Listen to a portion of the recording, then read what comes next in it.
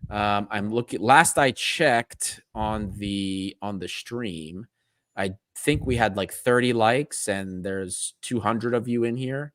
I think like over 300 people have passed through so far. So if you're watching, quickly hit that like button. It costs you nothing, but it means everything to us. Quickly hit that, and we'll probably do a couple of questions before we go ahead and close up here, unless you had something else. I just wanted to ask you one thing. Yep. How do you see the game against Volo on Saturday? If you get a prediction, result-wise, prediction? performance-wise, yeah. I'll be honest. I don't necessarily think we'll blow them out, because I think we'll have some finishing issues. I think we'll press, but I have a feeling they'll park the bus, and we might see some struggles there. But I think we'll get the win anyway. I say 2-0. It's gonna sound like I'm just copying your answer, but yeah, I'm gonna say 2-0 as well.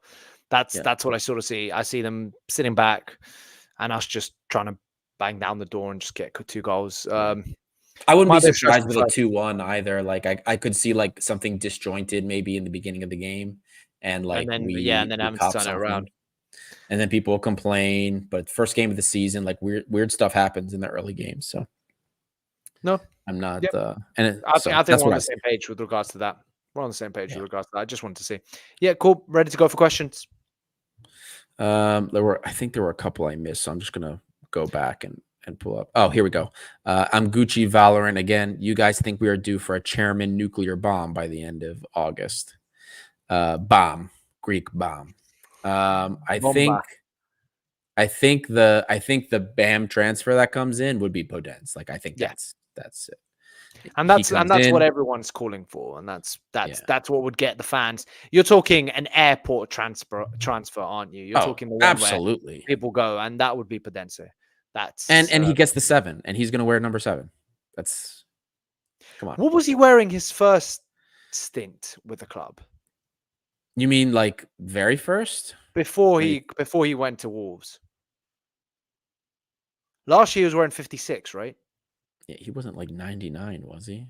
I thought he had a high No, number. I have a feeling he had a good number when he first, like 20 or something. I want to say 20. That's a good number? Well, not like a 59 or a 56. 20 is definitely better than 50. Anyways, but yeah, just curious. I have no idea. I see. I see him getting the 7 as well. I see him getting the 7. But he has to get the 7, man. Like he comes back 56. That was it. 56. 56 was last year. Was that the one that he wore when he first signed? Like all those years ago. I don't remember. Somebody said 56 and 10. Had 56 and 10 for us. Huh. I don't know. I guess it was 56. It's I'm looking it up. But yeah, what I think at this point, if he comes back, he has to wear the 7. Yeah. So definitely. MDM also has another one. Guys, I think you have to discuss that most of our games we play 4-2-3-1, and only in tough matches and in Europe we play 4-3-3. So I think we are okay at midfielders with Horta. Well, yeah. Look, so here's the thing: people like to do this nitpickiness. I don't want to say nitpickiness, but like the 4-2-3-1, 4-3-3. It's always 4-2-3-1. The only difference is if Chiquinho stays deeper in line with the midfield. And quite frankly, guys, in Europe, we still play balls to the walls. That doesn't really change. The only thing that will change is a certain personnel, like maybe a more defensive-minded center mid, like when Ibora was playing, for example, right? Instead of Horta. It's always 4-2-3-1. I know people like to say, oh, no, it's 4-3-3. No. It's always 4-2-3-1. The big difference was last season. I think that's where the question comes from, because under other coaches before Mendilibar, especially Martinez, we had that shift in formation. And Pedro Martins. Pedro Martins did that too. Yeah, I mean, you're going even further back, but I'm just going back to last season where we'd shift in Europe and in the derbies, and we played that 4-3-3. And I personally liked that 4-3-3 because I thought that was a game winner against West Ham, especially that 2-1 at home. I thought that won us the game. And I was calling for it to be in all the European games and all the derbies. Just fucking flood that midfield, and that's how you're going to win it. But I think with Mendilibar, we've sort of gone away from that, and we always have the same formation, just like Adi's just explained. So the follow-up from MDM here about we need a better playmaker, classic 10. Chiquinho's not a classic 10. Mendilibar doesn't use that. He doesn't use a classic 10 because remember, the most important piece, Chiquinho, what was the most important thing Chiquinho did for us last season? Press, stealing the ball. Press. We don't rely anymore on a traditional 10. Our creative players are wide. They're wide players. Unless like you have a Jovetic for maybe a change of pace as a substitute. Our creative players are wide. That is the system. The system under Mendilibar, and I've done a full tactical analysis on this when we first signed him. You can check it out on YouTube. Adi's basically on the coaching staff by now. And these are things, by the way, that we have been affirmed to us by not the powers that be, but you know what I mean, like in terms of how we've analyzed things. So like we know that the stuff that we're saying isn't like we didn't just make this stuff up. Like we have been told that what we have said is the right idea, or what we have discussed and analyzed is the right idea. But the case is the creative players are wide. Our 10, quote unquote, that piece in the 4-2-3-1, that middle piece in the 3 is not a creative player. That is a workhorse. That is a guy that's running back and forth. You're right. Chiquinho's not a traditional 10. He's an 8. But the most important thing is he gets forward in the press and he can help move the ball around. Chiquinho's also very talented. So fortunately for us, he's capable of doing some good things up there. But that position, the priority is not to have a creator there. The creators are on the wings. That is the system. That's why Costas Fortunis played on the wing. That's why Veld is playing there on the wing. So it depends. And remember, the purpose of our scheme is for the pressing traps. So Chiquinho is moving forward to help El Kaabi pressure on the ball. And then it's up to the midfielders when the ball is being forced wide to cover the inside player, the inside passing lane, and intercept the ball there when the winger is then pressuring the wide player. Everything we do is about the pressing scheme and the press traps that we create. It is always 4-2-3-1. What Mendilibar does is not like the traditional 10 doesn't exist anymore. It's a different thing now, and it certainly doesn't make sense with our system as much. As the game moves on, he adapts differently, but like the general scheme is this 4-2-3-1, pressing traps. That 10 is helping the forward press the players and then helping us create those traps. That is what that is used for. Chiquinho is not acting like somebody said a second striker. Not. I think I know what you're getting at, but he's not really acting like a second striker. What they're trying to say, I think, is with the press, he gets because they get the ball so high up, he is that second striker behind the striker. That's why I say I think I know what he's talking about there, because that if you're waiting for a creative 10, like Mendilibar doesn't want that, and he's not going to bring that in. But that's why it was so surprising to see Veld play behind the striker. But anyway, the system is the same. It's very logical, and the purpose is defense first, or offense by defense, we should say. So, but I love having these types of conversations. These are the most fun things for me. Here's another one. Biancone or Pirola? Right now, Biancone. That's easy. I concur. I think Pirola, as he gets more comfortable with the system, Pirola's better in the air, whether you believe it or not. But I think long term we see Pirola, but right now it's got to be Biancone. Also, I love the fact that Biancone is just such like a huge fan now. Like, love the guy.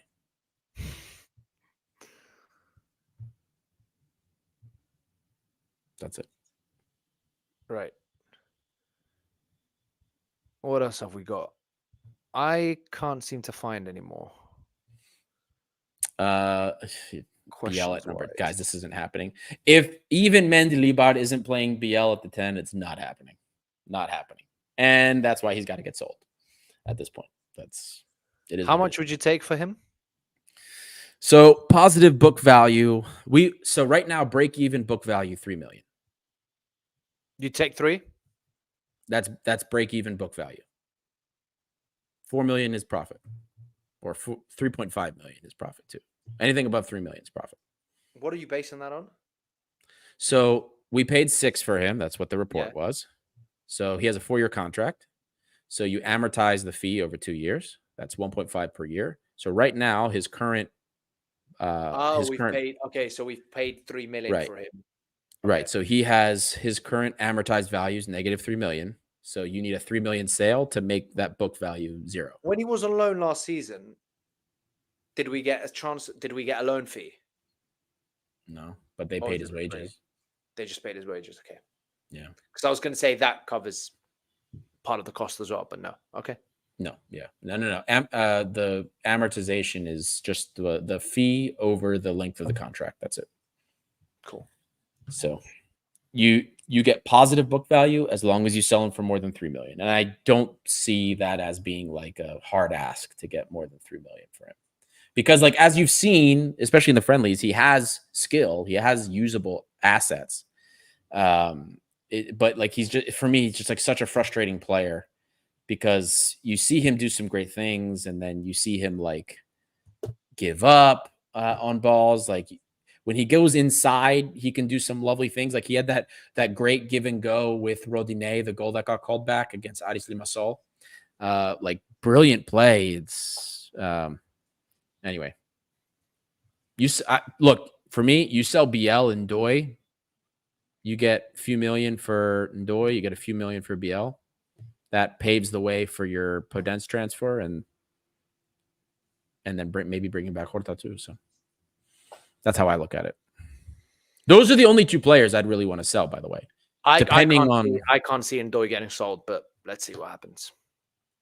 BL, but I don't see Ndoye getting sold. I said that last week. The guy plays 2 positions. He's Greek. I'd be very surprised. Versatile, yeah. We'll see. He's young. Let's see. Well, we're almost an hour and 20 minutes of the meet today. I think that's everything. You didn't see any other questions, right? I didn't see any other questions, no. All right, boys and girls. That's going to be it for this. We're going to wrap everything up. Like we said earlier in the show, do not forget to check socials. This huge announcement's coming this week, not just one, multiple. Giveaway is coming also. So keep an eye out for the giveaways. If you don't already follow us on social media, X, Facebook, or Instagram. Check us out. If you guys Facebook, go to any games and Instagram, he means follow us on all 3 of those, not just all. There you go. Yes, preferably. Just making it very clear. If you only follow us on one, jump on the other and follow us on that too. Sorry. If you are listening to this on audio, give us a 5-star review as well. If you're listening to this on Apple, Spotify, and whatever the other podcasts are, Amazon Music, we're on all of them. So give us a 5-star review. Also, that helps the algorithm continue to find us. A lot of big things coming. We're really excited to tell you guys about it this week. And I think this is going to be a great season. I think Olympiakos is going to punch well as it can in Europa League. I'm excited. I'm excited to see us hopefully build off of what we've been doing the second half of last season. And I think it's going to be a great season for everybody. And we've got a lot of big things coming to you from here at Gate 7 International. And as always, we're happy to share with you. We do this because we love it, and because you guys continue to support us and make us want to continue to do this. So, Dimitri, any last comments before we shut everything down? Very, very excited, as I said, about the season starting. Very excited, as you just touched upon the Europa League. I'm very excited. I think there's going to be a lot of big games this year. Very excited for some of the big away games. Hopefully, some that are easy to get to from London. I think it's going to be an exciting season. It's going to be a good season. Everyone seems to be feeling good about this. So let's see where it goes. Bring it on. Absolutely. So yeah, next time we see you guys, it will be the season will have officially started. Exactly. Yep. So maybe we'll do a live show. The game's on Saturday. Maybe we'll do a post-game live show. Worst case, we'll do one on Sunday. So all right, guys. I'll send in a cute pic from my dinner reservations with the drink. Cheerio to the first show. There you go. All right, guys. Thank you, everybody, for tuning in, especially if you made it this far. This is Gate 7 International by the fans, for the fans. And we love doing this. We love talking to you guys. Hopefully, we'll see you after the game on Saturday. If not, definitely on Sunday. If you go to any of the games this season and you are in the audience, take videos and tag us. We always share when the audience tags us at the stadium on game days. What doesn't matter where you are. So feel free to do that because we'll share everything. So don't forget that. And we'll see you guys next time.